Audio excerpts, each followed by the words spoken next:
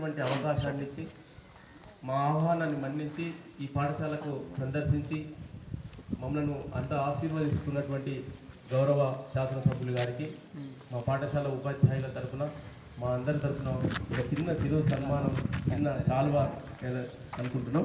Sir అందరూ staff members అంతా కూడా వేదిక పైకి రావాల్సిందిగా తొందరగా కోరుతా ఉన్నా. సారు సమయాన్ని దృష్టిలో పెట్టుకోవాలి, తొందరగా రావాలి. ఒకటే నిమిషంలో ఈ కార్యక్రమం. సరే okay okay sir.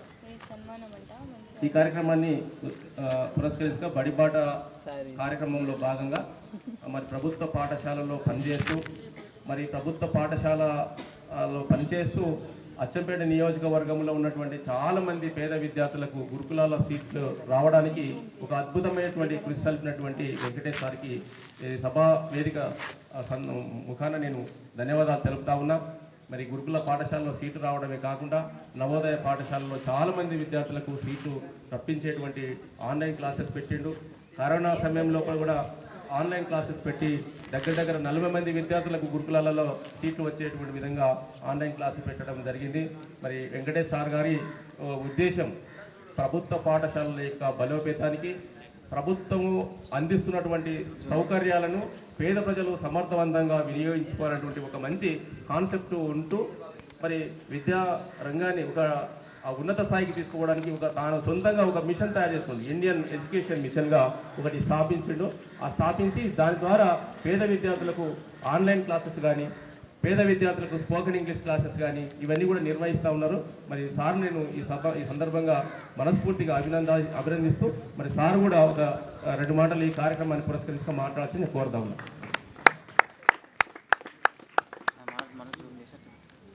Thank you sir.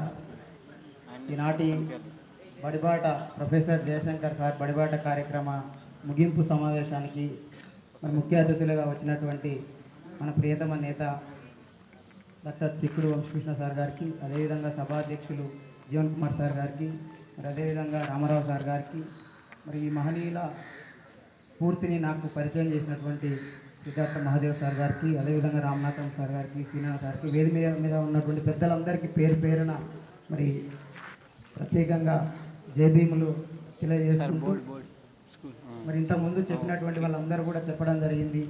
ఈ యొక్క ప్రభుత్వ పాఠశాలలో ఎలాంటి వసతులు ఉన్నాయి, మరి గతంలో ప్రభుత్వ పాఠశాలలో చదువుకొని మరి ఈరోజు ఏ స్థాయికి ఎదిగినామని మరి ఎన్నో విషయాలు చెప్పడం జరిగింది. మరి నిన్నటికి మననే సీఎం రేవంత్ రెడ్డి గారు కూడా చెప్పారు, 90% మంది ఐఏఎస్లు, ఐపీఎస్లు, రాజకీయ నాయకులు అందరూ కూడా ప్రభుత్వ పాఠశాలలోనే చదివిరు అని చెప్పడం జరిగింది.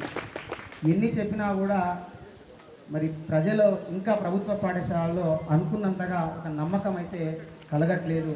ఆ నమ్మకాన్ని కలిగించాలనే ఉద్దేశంతో ఏదైతే మన మహనీయులు బుద్ధుడు, పూలే, అంబేద్కర్, భాగ్యరెడ్డి వరం మొదలైనటువంటి మహనీయులు ఉన్నారో వారు చూపించినటువంటి బాటలో వారి స్ఫూర్తితో మార్పు అనేది మనతోటే స్టార్ట్ కావాలనే ఉద్దేశంతో మరి నా యొక్క ఇద్దరు పిల్లల్ని గౌతమ్, రాహుల్ని మరి బాలుర ప్రాథమిక పాఠశాల ఉప్పునంతలో గత 3 సంవత్సరాల క్రితం జాయిన్ చేయడం జరిగింది సార్.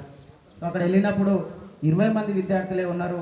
మేము అక్కడికి వెళ్ళి మరి మా పిల్లల్ని అక్కడ జాయిన్ చేయించి అక్కడ గురుకులాలకు, నవోదయకు కోచింగ్ ఇస్తూ ప్రాథమిక స్థాయి నుంచే స్పోకెన్ ఇంగ్లీషు, డిజిటల్ తరగతులు, అబాకస్ ద్వారా మ్యాథ్స్ మేము చేయని ప్రయత్నం అంటూ లేదు సార్ అక్కడ. మరి అక్కడ కూడా మీరు ఒకసారి సందర్శించాలని ఈ సందర్భంగా మీరు రిక్వెస్ట్ చేయడం జరుగుతుంది సార్.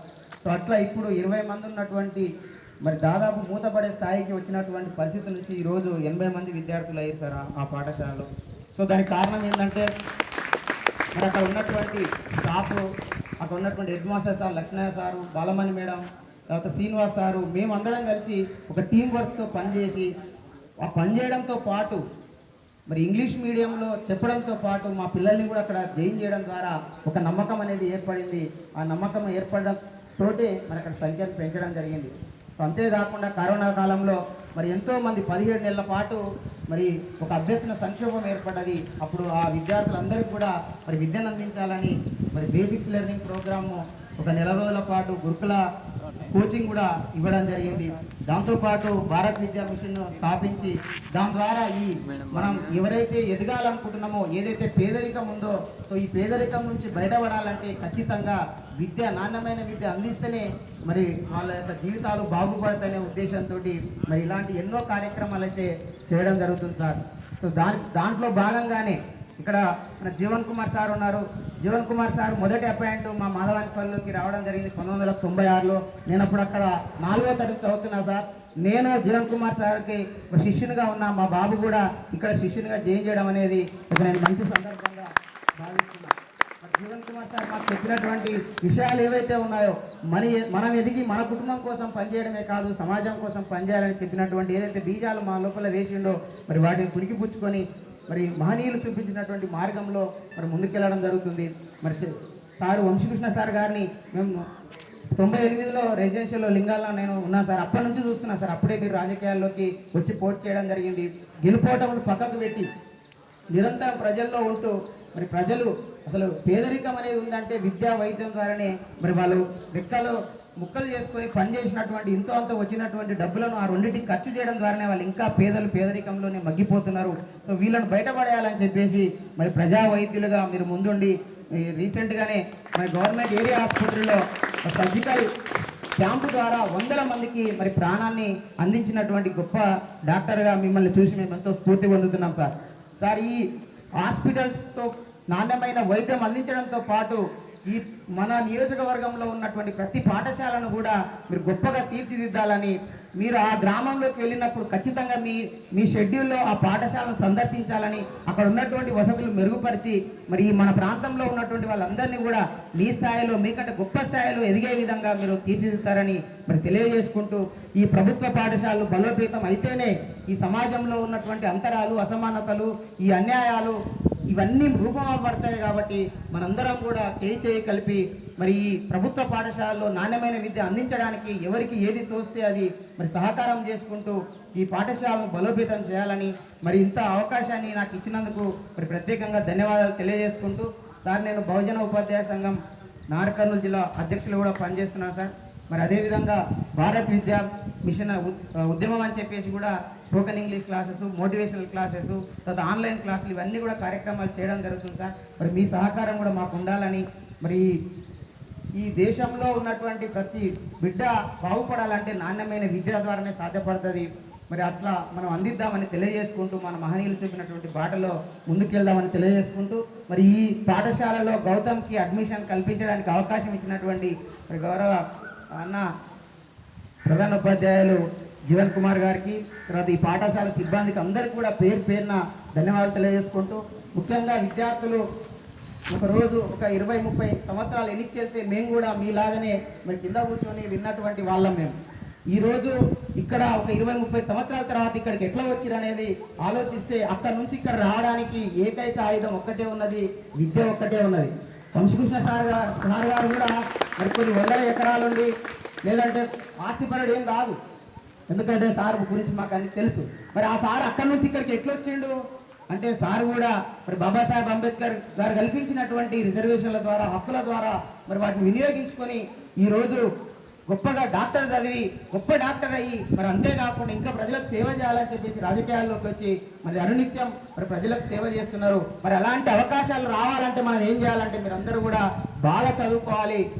ఎప్పుడు కూడా చెడు విషయాలకు వెళ్ళకుండా మరి సారోళ్ళు ఏం చెప్తే ఆ రోజు శ్రద్ధగా విని మీకు ఎప్పుడైనా డౌట్స్ వస్తే అప్పుడే సారోళ్ళని అడిగి మరి తెలుసుకొని ఏ రోజు చెప్పింది ఆ రోజు చదువుకొని రాసుకొని నేర్చుకుంటే ఖచ్చితంగా కూడా మీరు అనుకున్నటువంటి లక్ష్యాన్ని నెరవేరుస్తారు. మీరు కూడా ఒక రోజు ఇట్లా బయటకు వచ్చి మీరు కూడా చెప్పుకునే స్థాయికి మీరు అందరూ కూడా ఎదగాలని, మనందరం ఎదిగినప్పుడే మన రాష్ట్రం, మన దేశం అభివృద్ధి సాధించినట్లు అవుతుందని తెలియజేసుకుంటూ మరి ఈ అవకాశం ఇచ్చినటువంటి పెద్దలకు ధన్యవాదాలు తెలియజేసుకుంటూ ముగిస్తుంది sir. Thank you so much for thank you తమ్ముడు. చాలా సంతోషం అనిపిస్తుంది నాకు నిజంగా.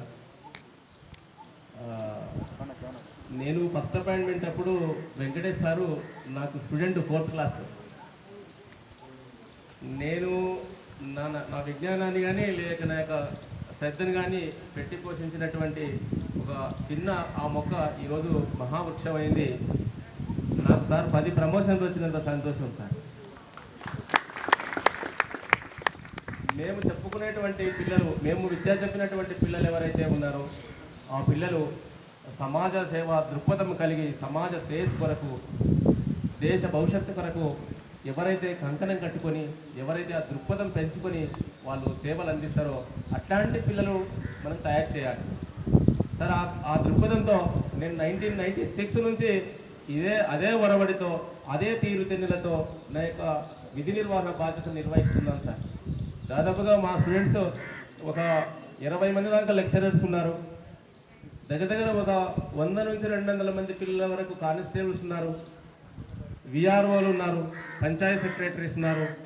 దగ్గర 100 మంది టీచర్స్ అయిన నా స్టూడెంట్స్. నాకు చాలా సంతోషం. నేను ఒక 100 మంది టీచర్లను తయారు చేసుకున్నా. అది నా జీవితంలో నేను సంపాదించినటువంటి తృప్తి. జీవితంలో సంపాదించుకోవాల్సిందంటే తృప్తి. నా తృప్తి ఏంటంటే నేను విద్యారంగానికి వచ్చినటువంటి నేను విద్యారంగానికి అంకితమైన కాబట్టి అంకితమై పని చేస్తా. ఈ పాఠశాలలో సార్ నేను వచ్చి 8 months అవుతుంది. మరి ఈ విద్యా సంవత్సరం ప్రారంభం నుంచే మార్నింగ్ 8 గంటలకే స్పోకెన్ ఇంగ్లీష్ క్లాసెస్ స్టార్ట్ చేస్తూ ఉన్నాం. ఆఫ్టర్ స్కూల్ అవర్స్ అంటే 5 నుంచి 7 గంటల వరకు కూడా మళ్ళీ స్పెషల్ క్లాసెస్ పిల్లలందరూ కూడా పెడతాం. ఈ విద్యా సంవత్సరం అద్భుతమైనటువంటి ఫలితాలు సాధించడం, మళ్ళీ వచ్చే సంవత్సరానికి అద్భుతమైనటువంటి ఫలితాలు సాధిస్తామని చెప్పేసి తెలియజేసుకుంటున్నా. మరి వెంకటేష్ సార్ గారిని యాక్చువల్గా అప్పుడు నేను సార్ను, ఇప్పుడు నాతో పాటు సమానమైనటువంటి టీచరు నన్ను అన్నా అని పిలుస్తాను. చాలా సంతోషం. నా మీద ఏ నమ్మకం అయితే పెట్టి మీ బాబుని ఈ పాఠశాలలో చేస్తూ ఉన్నారో తప్పకుండా అదే తీరులో మీరు నమ్ముకున్నటువంటి తీరులనే తప్పకుండా నా యొక్క శ్రద్ధ పెట్టి నా యొక్క అటెన్షన్ పెట్టి సార్ వాళ్ళందరి మీద మీ యొక్క బాబు యొక్క ఇక్కడ ఉన్న పిల్లల యొక్క భవిష్యత్తును పంచి తప్పకుండా ఆ పిల్లలను సర్వతోముఖాభివృద్ధికి అందరం కృషి చేస్తామని చెప్పేసి మీకు గట్టి హామీ ఇస్తా ఉన్నాం. మీకే కాదు ఇక్కడ ఉన్నటువంటి పిల్లలందరికీ నాణ్యమైన విద్యను అందించేటువంటి బాధ్యత నాది. మమ్మల్ని నమ్మండి. మా పాఠశాలలో ప్రైవేట్ పాఠశాలలో పోయేటువంటి పిల్లలను పంపించండి. అచ్చంపేట టౌన్లో ఉన్నటువంటి అన్ని నలుమూలల నుంచి పిల్లలను పంపించండి. ఒక అద్భుతమైనటువంటి విద్యా వ్యవస్థ కేంద్రంగా ఈ పాఠశాలలో పనిచేస్తాం.